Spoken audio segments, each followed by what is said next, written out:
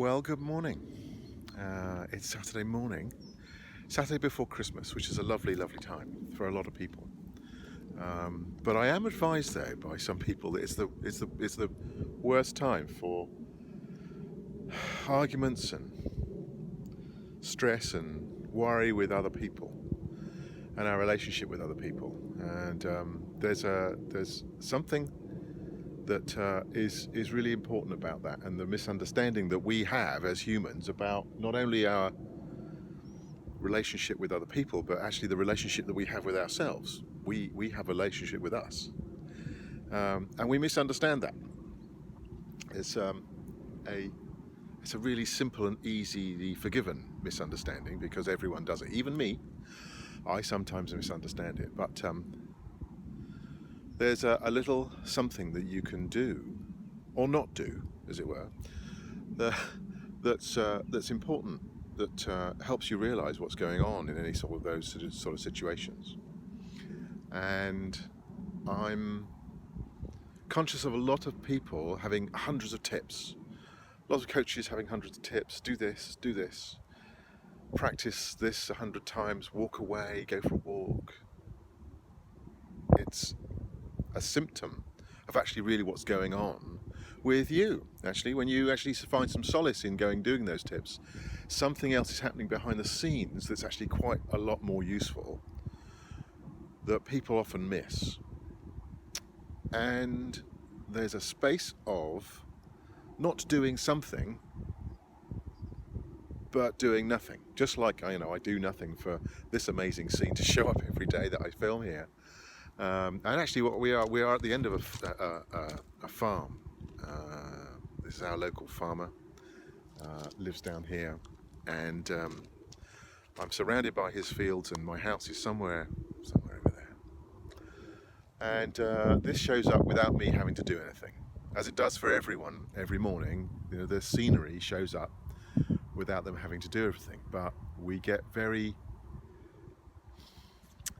engaged with our scenery on what we think is going on with our scenery or our situation or circumstance. And what people are missing is actually what's going on here. People are missing the really simple truth of actually really what's going on in every single one of us. And that happens also with our relationships with other people as well. We believe that our experience of the other person comes from them. Their awkwardness, their cussedness, their moodiness. Well, it doesn't. If you were to realise that your experience of them comes from you, that changes everything completely. That changes the way that we perceive the world and what goes on in the world. And it's why I can now, announce to everyone that life is an amazing place when you realise it's going on here and not out there. We're going to go and touch a little bit more of that a little bit later. So whilst this car comes along, I'm going to go off air. You see, we take this machine with us all the time. We take this imagination station with us all the time. And it's doing a stunning job at providing us the picture show that is that. It provides us our picture show of everything that's going on in the world. Everything that seems one way, but is actually another. And there's a thought I want you to have around a circumstance that you might be seeing in your life over Christmas, especially. There's another car. So there's a circumstance that goes on, and we know that whilst we're in that circumstance in our head, the worry and the concern and the torment that we're in, the stress that we might be feeling at that time, at the end of the day, it looks different. Or waking up in the morning, things look different. But nothing about the circumstance or the situation has really changed. But it feels different. We feel different about it. And we get on with life.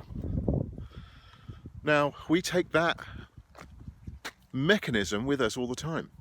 that mechanism of seeing something in a place of darkness in one spot and then seeing it differently later on, we take with us. The circumstance doesn't change, but we take with us our thoughts on that. And now that changes things. Now if when we are in a spot, in a dark spot, if when we have that dark experience of feeling uncomfortable and annoyed with people, with a situation, if we were to know that fundamentally, that will go, what happens to that experience? Knowing that it's changing, or knowing that it's going to change, somehow makes it change. What's it got to do with the situation that's going on? Indeed, where does the experience of that situation come from in that instance when you just see something happening to the way you feel about something from moment to moment? And it's got everything to do with what happens between your ears and behind your eyes, and not with your eyes and not because of your ears, but everything to do with the way that you interpret the surroundings through thought. Now you think a dark thought, and you'll feel a dark feeling. You feel a happy, amazing, flourishing thought. There's another one. Here we again.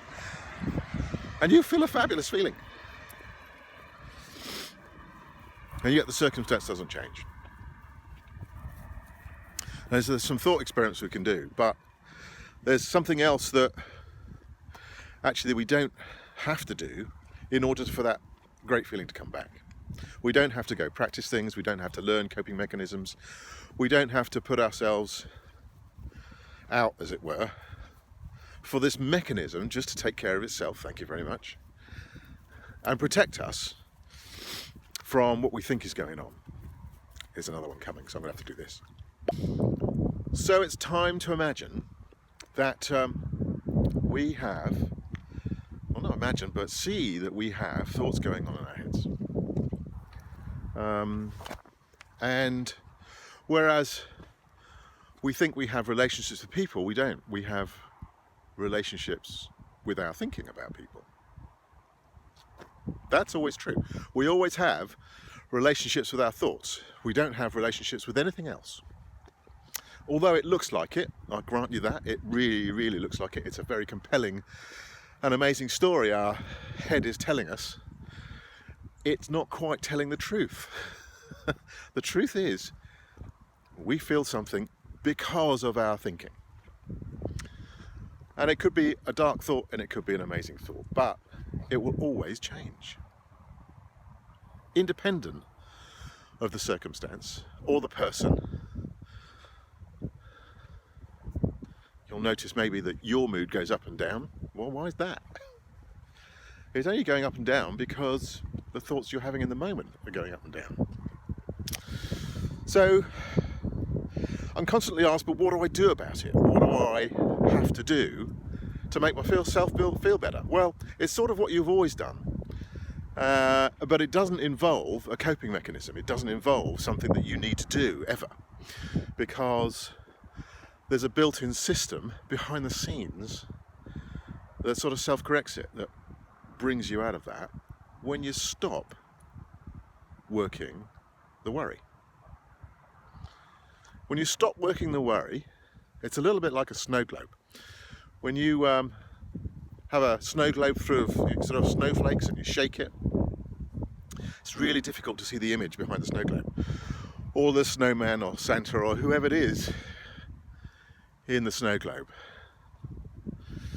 And that's a bit of a metaphor for us shaking our thinking. When we are concentrating on shaking that thinking, when we're concentrating on moving the thinking about, or the thought itself, when we're concentrating on that thought, it's like shaking the snow globe. That's an easy thing to say, but it's flipping freezing here. And my mouth is frozen. But when we're constantly shaking the snow globe, we're agitating the thoughts that keep it going. So what we actually have to do is to not shake the snow globe, and when you do that, you see things more clearly. Life settled down. Things seem actually okay again. And you're taking this with you all the time. This machine, when you stop shaking the thoughts, the dark thoughts, or getting involved in the dark thoughts, they go. They go. When you stop shaking them, they go. So if there's anything to do, it's just wait for the feeling to come along and notice that as you're having a feeling, okay, and see what's going on in your head. It's going to be a dark thought if there's some stuff going on. But likewise, if you're feeling happy, the same thing's happening too. It's actually really difficult to see that you're having, or to get yourself out of that whilst you're in that dark, depressive state, because we fundamentally believe that the situation is causing that state. And it's only a little bit later, when you do your hindsight thing, you get a bit deeper into it and oh look, what was I thinking then? Yeah, it's a well-termed phrase, well-used phrase. Now, it's I had a great little story about Christmas is a wonderful time for entertaining people. Now, sometimes you can have enough of entertaining people, but just like bad thoughts, if you want to get rid of relatives you don't want, you stop feeding them. Here we go. If you want to stop bad thoughts, you stop feeding them. You just stop feeding the thoughts, and they go. Just like relatives you want to get rid of for Christmas, you stop feeding them, they'll go. Anyway, that's it for today. There's lots and lots more. The outcome's the same, but it's got everything to do with kind of how we feel about ourselves and how we feel about others, especially. If you can let go of the thoughts you're having about the person that you think's causing the most distress in your life, you'll see them differently. I promise. So go check that out. Go check out how you can have different thinking about somebody, and then how you feel about them.